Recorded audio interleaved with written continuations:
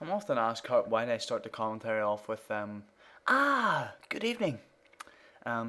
My basic response to that would be I'm trying to make the commentary as down to earth as possible.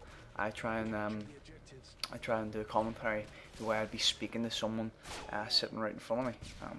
So let's just say, for talk's sake, you sitting right in front of me watching this video, you'd be watching this video right now. You'd be sitting in front of me, and I'd be talking to you, and I'd be talking about specific things, whether it be about gaming, whether it be about topics, sports, whatever.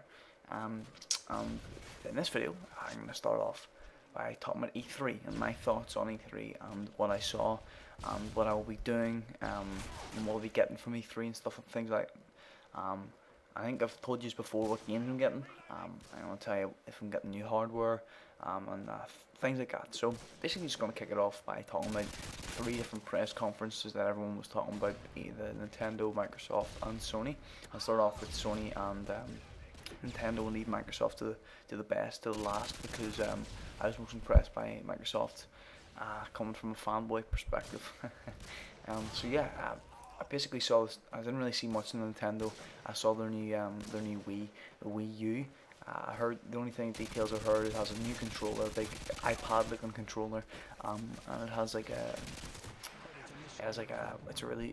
in HD now, which is pretty nice. You know, it's a nice feature. I always would like to play. I personally, but I'm sure people would like to play in the Wii.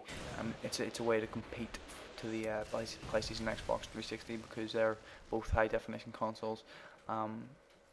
Which is, so, I mean, you know, it's a good aspect in that way. They announced a new DS, some new stuff for the DS. I don't know if it's a new DS or new things for the DS. I'm not too sure. Don't quote me on it. But you know, it just sounds all good and dandy. But I personally will not be buying anything out of the Nintendo lineup, games or nothing, because I'm not really a big fan of Nintendo. I sort of think it's a more of a sort of a laid back type of company. I think that if you want to buy a Wii U, then you must be either a young person or you want to have a lot of fun playing video games. Me, I like playing, like, you know, console controller, you know, none of that moving about shit. That's why I didn't buy that's why I didn't buy the Kinect for the Xbox, because I'm not a big fan of that. I see that more as a child type of thing, you know, trying to appeal to more childish people. I came out wrong. Childish people, more of the child gaming community, so to speak. That just sounds really weird, but yeah. So, you know, not gonna be buying anything from them.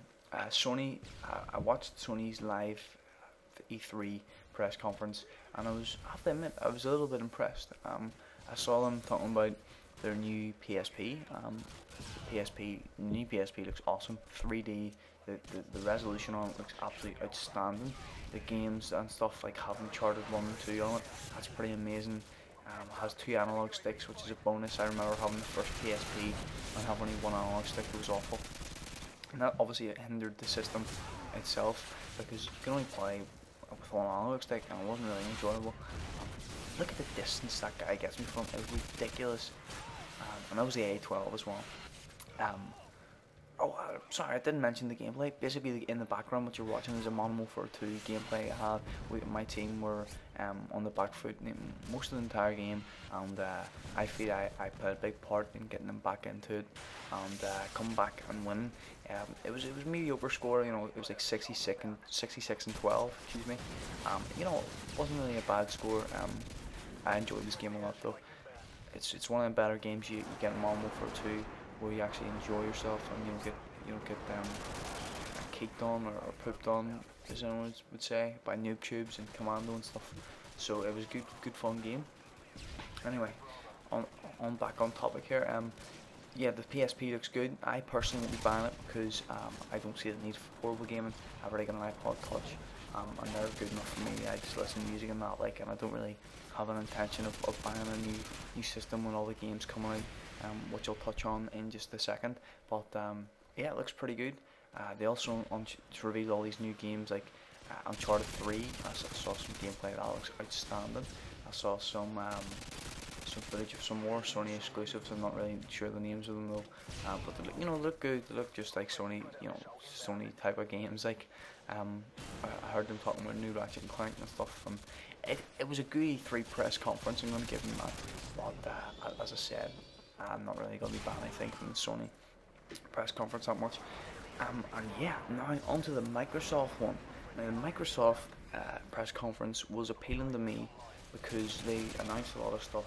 But the main thing they were talking about was Kinect, and personally Kinect doesn't really interest me. As I said a second ago, I think it's more or less if you're a child in the house, maybe you want them to enjoy Xbox a little more, and you don't want to buy a Wii because they have a controller, and they just talk a lot about how you can use your voice recognition, and it's all about using your voice. You can it's just ease of access, and it has a load of new games and just stuff like that. It sounds really good and exciting, and I'm happy for Microsoft how they are innovating on this amazing technology they've invented for the game system. And of course it's a step forward in technology wise, because I always like to see new things announced at Lanvslive at E3, because you don't want to stay in the past. You don't want to stay too long in like an old system. So like for instance, if the Kinect or the PSN Move or whatever you want to call it there wasn't announced last year, you'd just be sitting on a simple console, and it'll be there for about we've had Xbox and PS3 for about 6 years now, and it's getting pretty old. So they need to make new things, and I think it's a bonus the way they're trying their best to bring us new stuff, and they're really doing their best.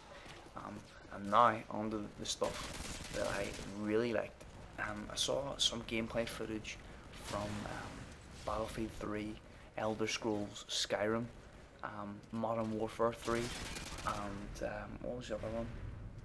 Infamous 2, I think. I think it's that game, and don't quote me on it, but I'm going to start off by my most anticipated game of all time, Skyrim. Elder Scrolls, if you're not familiar with the game series, it's basically an RPG game where you control the character and you can basically become anyone you want. It's really hard to explain. It's just an open world, immerse game, and you choose. There's all these like guilds, so like you can join, you get jobs and everything. It's so realistic, and there's dragons and stuff. That's not really realistic, but like the game looks epic. I'm gonna leave that for another commentary, giving my full talk on it and full ideas and stuff. I can't wait for that game to come out. So yeah, that's Skyrim. I want to touch on Battlefield and Modern Warfare 3 before this comes to a close. Battlefield 3, whoa. Whoa, I'll get to that in a second. Modern Warfare 3, whoa. Well, I said whoa a lot there, sorry. Modern Warfare 3 looked a lot like Modern Warfare 2, I have to say. Infinity Ward said that it basically follows on from the next day of Modern Warfare 2's story, and I was a little disappointed they didn't make a new storyline, because I'm really not bothered about the storyline in that game, because it's not real. It's not based on a true story like World at War's story was, so there's no comparison there in my eyes. And it just looked the same. They showed a new scope where you can have a red dot and like an ACOG to the side. You can pull that up and it has a further vision. It looks pretty cool, dual scopes. I think it's pretty awesome. But again, it doesn't really interest me, because Modern Warfare 3 is a game I'm gonna get after everyone talks about it, because I could consider myself a YouTube commentator on this here thing. I'm gonna wait for about 2 weeks after Modern Warfare 3 comes out, and basically get an idea of what people are saying about it, and if the vast majority are saying it's awful, I'm just going to leave it not bad at all, because I don't want the hassle of getting frustrated all the time with this series, because I have a lot, and it's a little disappointing to see that it's exactly the same, and there's nothing really that changed. So yeah, that's Modern Warfare 3 for you. That's all I saw. Battlefield 3, I really need to touch on this quick. Battlefield 3's graphics, Battlefield 3's Frostbite 2.0 engine looks absolutely outstanding. The graphics are impeccable. It looks like real life, literally. The realism and amount of detail in the game looks incredible. That's the only word to describe it. I can't think of anything else, any other words to come to terms with that. I think incredible would be an understatement, to be honest. If you saw this gameplay, you would agree with me, I hope. So yeah, I can't wait for Battlefield 3 to come out. That's a game that I'll be looking forward to in the 11th, the 25th of October, I believe it is. So yeah, guys, I'm gonna make another commentary on Elder Scrolls and possibly even Battlefield to talk about that. So yeah, look forward to a dual com between me and the other producer here on Lanvslive, Green. Yeah, so have a nice day, guys, and I'd like to thank you for watching. It means a lot to us. If you can follow us on Twitter, that'd be great. So yeah, see you later. Peace.